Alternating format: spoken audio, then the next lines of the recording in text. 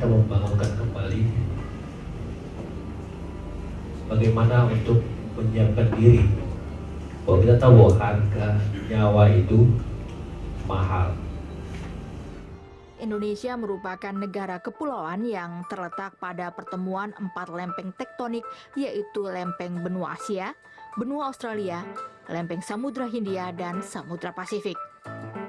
Pada bagian selatan dan timur Indonesia terdapat sabuk vulkanik atau volcanic arch yang memanjang dari Pulau Sumatera, Jawa, Nusa Tenggara, dan Sulawesi, yang sisinya berupa pegunungan vulkanik tua dan dataran rendah yang sebagian didominasi oleh rawa-rawa. Kondisi itulah yang menyebabkan Indonesia rawan bencana, seperti letusan gunung berapi, gempa bumi, tsunami, banjir, dan tanah longsor. Indonesia bahkan termasuk salah satu negara yang memiliki tingkat kegempaan yang tinggi di dunia. Badan Nasional Penanggulangan Bencana atau BNPB menyebut jumlah kejadian bencana di Indonesia dari tahun ke tahun terus meningkat.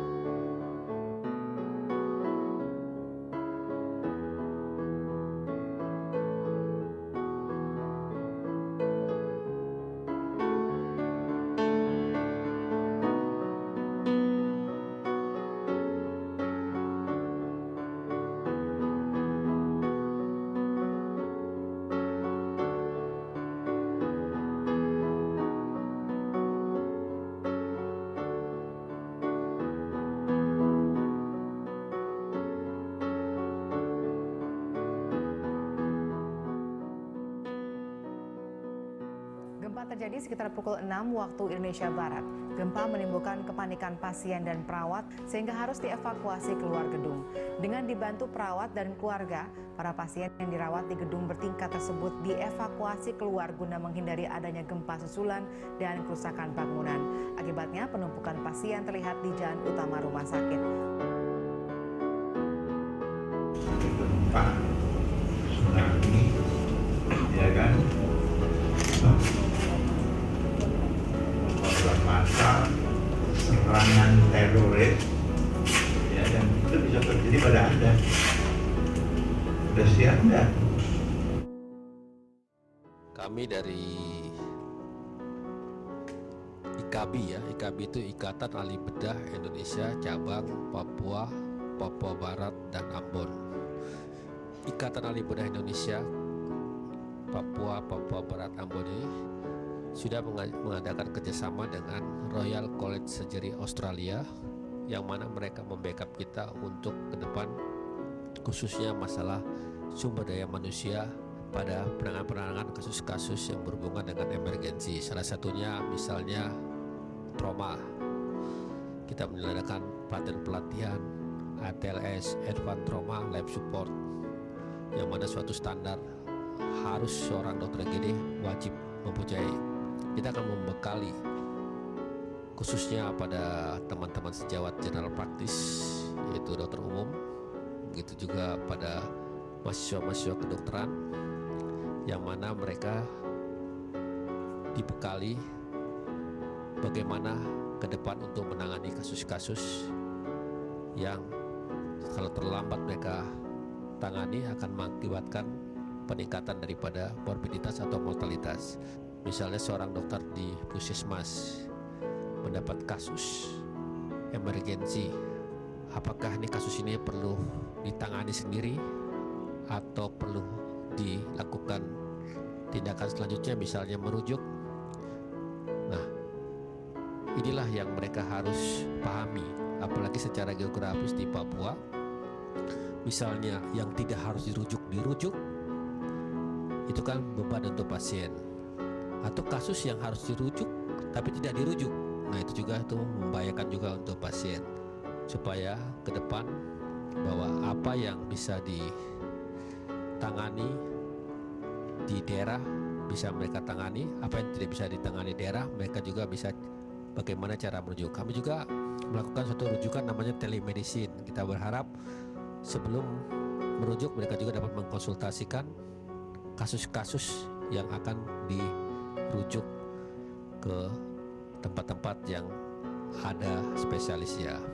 Begitu juga perawat mengikuti pelatihan namanya Basic Trauma and Life Support dan pelatihan HOPE, Hospital Preparedness of Emergency Disaster, yang mana pelatihan ini khusus untuk manajemen rumah sakit. Apalagi sekarang ini kita mau menghadapi PON ya. Nah, mau tidak mau kesiapan siagaan rumah sakit juga harus dipenuhi, terutama mulai dari SDM, termasuk masalah manajemen juga harus tahu bagaimana menangani kasus-kasus disaster.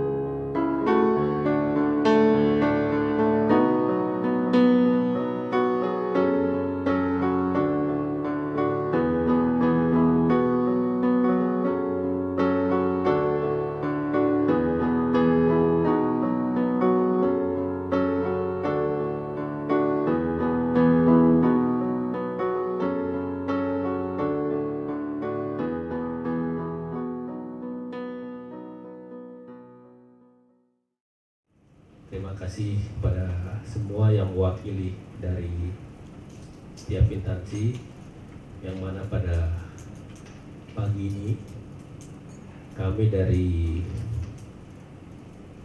IKABI bekerjasama dengan 118 dan kebetulan difasilitasi oleh Australian Aid, yaitu dari Royal Australian College of Surgeons. Dengan acara ini kita membangunkan kembali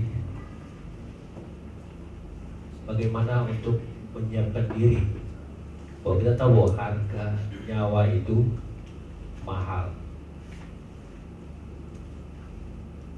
Apalagi ke depan challenge untuk Papua banyak pilkada contohnya.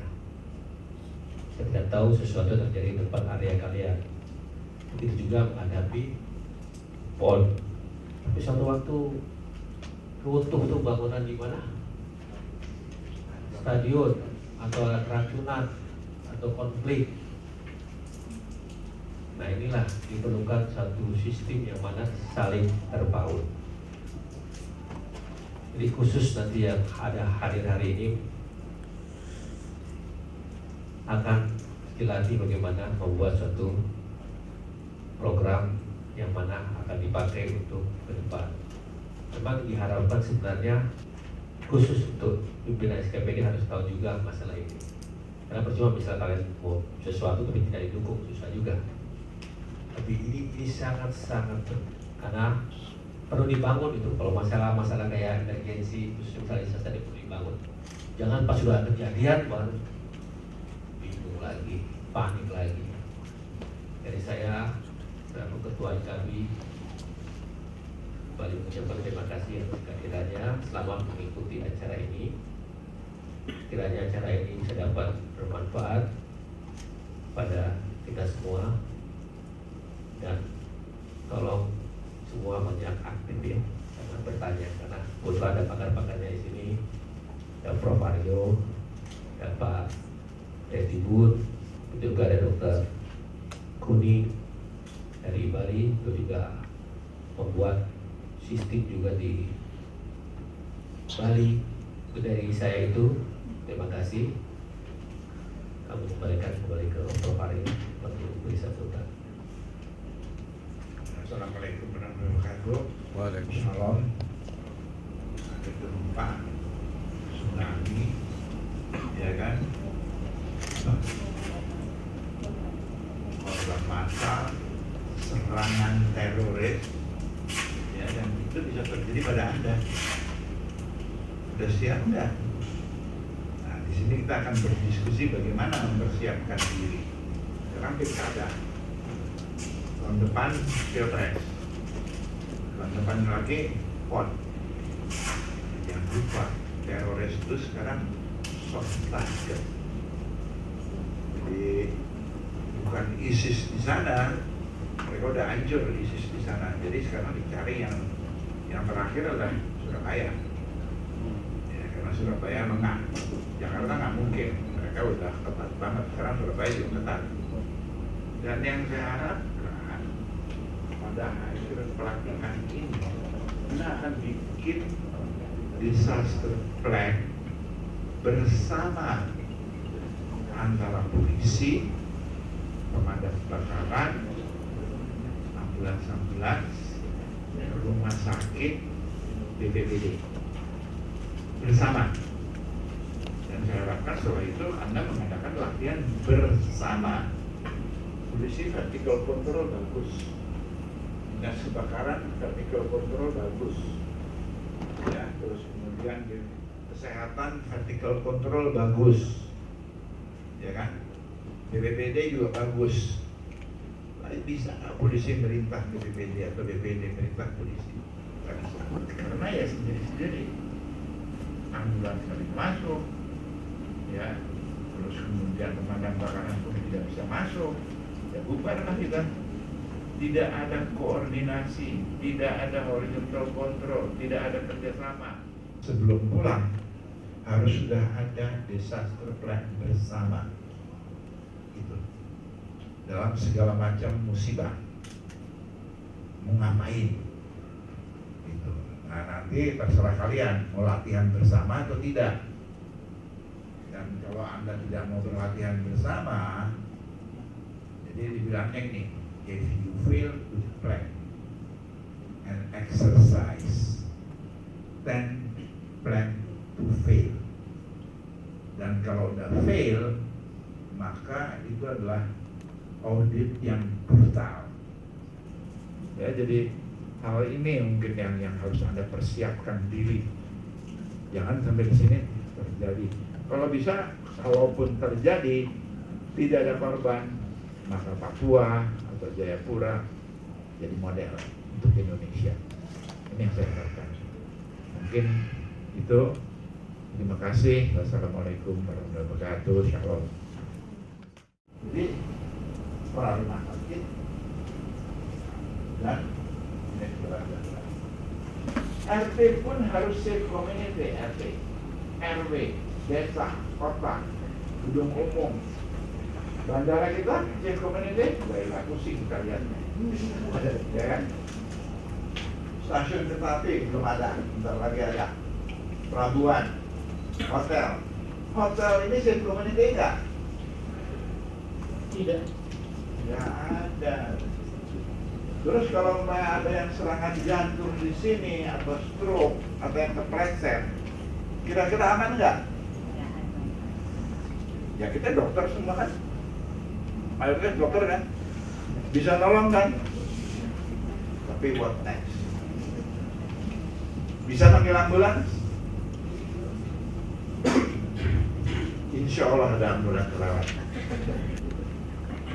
Dan sebetulnya sih gampang banget, kita punya khusus KADRE, namanya KADRE, Community Action in Disaster Response. Isinya apa? Bantuan kedinasan, first aid, dan kalau sekarang first itu ditambahin dengan tourniquet. Bagaimana menghentikan perdarahan? Karena ternyata yang menyebabkan kematian paling banyak adalah perdarahan. Tourniquet. Jadi tentara pun tourniquet. Jadi artinya tentara Amerika di Iran dan Afghanistan, kenapa yang mati cuma sedikit? Karena tugas saya. Karena tentara Amerika di sana itu kalau patroli berdua, golongan darahnya sama, masing-masing bisa menolong. Jadi kalau temannya kena ranjau, temannya bisa menghentikan perdarahan, tourniquet, darahnya dia dikasih ke temannya. Ya, NDG. Bagaimana kalau ada api, bagaimana kalau banjir, bagaimana kalau gempa, ya dan lain-lain. Cuma 3 hari. Dan ini bisa kita kerjakan bukan hanya di kota aja, daerah terpencil pun kita bisa lakukan. Ya, laporan banyak daerah terpencil. Bisa kita kerjain 3 hari. Kita latih kepala suku, kita latih pendeta, pasti nurut semua.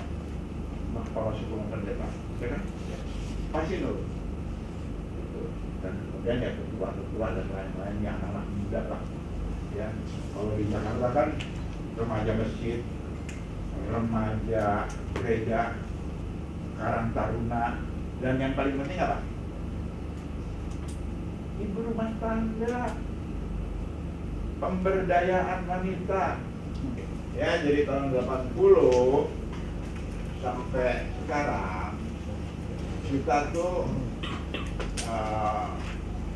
mendapat semacam apa ya, berkat dari Tuhan mungkin ya, kita bisa menanggulangi sekarang sudah 90 bencana korban natal. Ya tadi kan saya katakan, kalau sini ada yang jatuh atau ada yang stroke katanya bubar gitu, nggak nyampe ke rumah sakit. Ya biar dok juga hebat. Ya ada dokter Erik dan teman-teman, tetap aja kalau pasiennya nggak nyampe mau ngapain. Ya kan masalahnya di situ. Oke? Nomor 2, jangan pindahkan bencana ke rumah sakit, bubar, rumah sakitnya kacau. Ya kan? Jadi di sini disaster plan. Nomor 3, the right patient to the right hospital by the right ambulance at the right time. Di Indonesia, the wrong patient to the wrong hospital by the wrong ambulance at the wrong time. Mati. Ya kan kenyataannya kayak gitu tuh. Ya. Nomor 4, trias dikerjakan mestinya di ambulans. Di sini kan ambulannya aja kagak ada. Trias seleksi pasien ini penting. Jadi dari kalau di ambulans atau di lapangan trias dilakukan, ya, maka pasien tidak akan ngumpul di dok 2. Kalau ngumpul di dok 2 ya bubar. Sebaiknya kalau ada kesempatan di Papua ini ada bencana ya, coba lihat. Jadi kita harus belajar. Nanti lihat potret saya. Ya, nah apa sih kesalahan dokter di tiap bencana, terutama gempa bumi? Rumah sakitnya nggak apa-apa, pasiennya dievakuasi. Di rumah sakit itu dievakuasi, saya lihat tuh banyak yang mati. Bayangkan lu, dari ICU dievakuasi lewat rem, udah geluduk-geluduk yang jantung mati. Ya jadi ini dokter nih harus belajar berani mengambil risiko. Jangan mau enaknya saja. Ya risiko. Sekarang kenapa sih saya ikut ke bencana? Pada umumnya tuh rumah sakit tuh kalau digoncang gempa, kalau memang mau roboh dia roboh. Nanti saya perlihatkan ada. Yang pertama masuk ke gedung rumah sakit saya,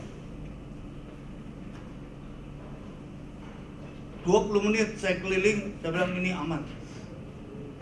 Dokter semua masuk. Udah jangan ketakutan semua pasien dievakuasi. Ya tidak perlu dan berbahaya. Oke? Nah, jadi sekali lagi ya, bahan-bahan yang akan saya berikan tuh ada di buku. Oke? Ya, dan saya harapkan Semua tanya, karena yang saya berikan di sini hanya prinsipnya. Nah, sekarang kita harus mengerti dulu, rumah sakit itu apa sih? Rumah sakit itu terdiri daripada 3. 1, hotel. 2, kantor. 3, pabrik. Ini yang tidak disadari oleh semua direktur rumah sakit di Indonesia. Kenapa coba WC di rumah sakit kotor, tapi kenapa WC di hotel bisa bersih? Pembersihan, wah itu pakai cleaning service. Hotel nggak ada yang pakai cleaning service. Karena apa? Di dalam sekolah perhotelan tuh ada bagian housekeeping. Dia yang mengelola linen, spray dan sebagainya, selimut dan sebagainya, lalu laundry, dia yang itu uniform, dia yang kuasai, makanya bersih terus. Hotel cuma rawat inap. Ini ada 3, ada kantor, ada pabrik, pemberi, ruang mesin, genset, housekeeping, engineering itu. Ya, jadi ada 3 nih.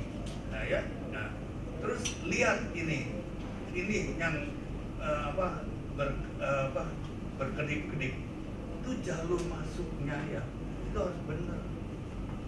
Nah sekarang ini anatomi, dokter tahulah, perawat tahulah anatomi itu apa, tiap pengelolaan risiko rumah sakit.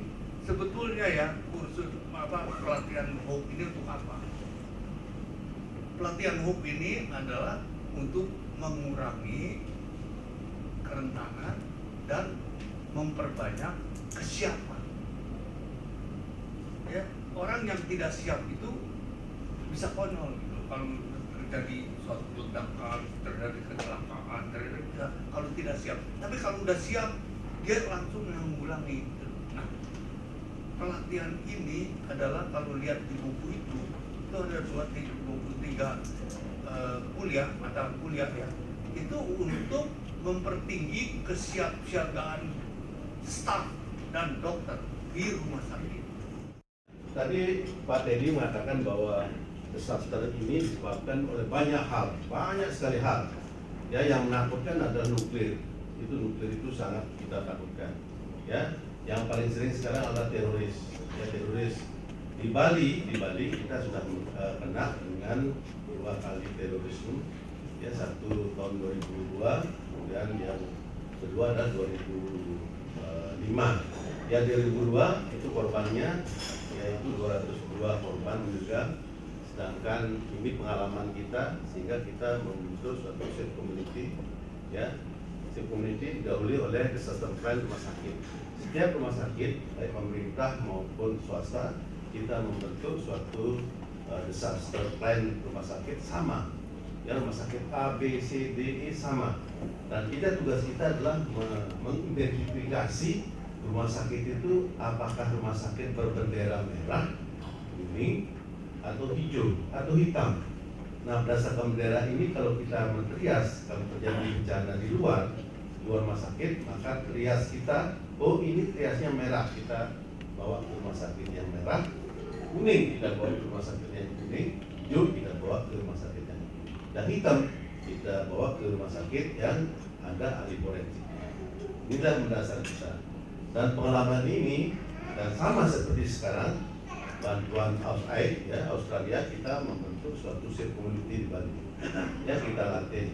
Nah, safe community ini datang dari keluarga. Provinsi ini akan bagus safe community-nya. Nah, inilah pada saat bom Bali 2005, pada saat bom itu 2000 tahun jam 7 malam, tapi jam 11 kita sudah kembali ke normal.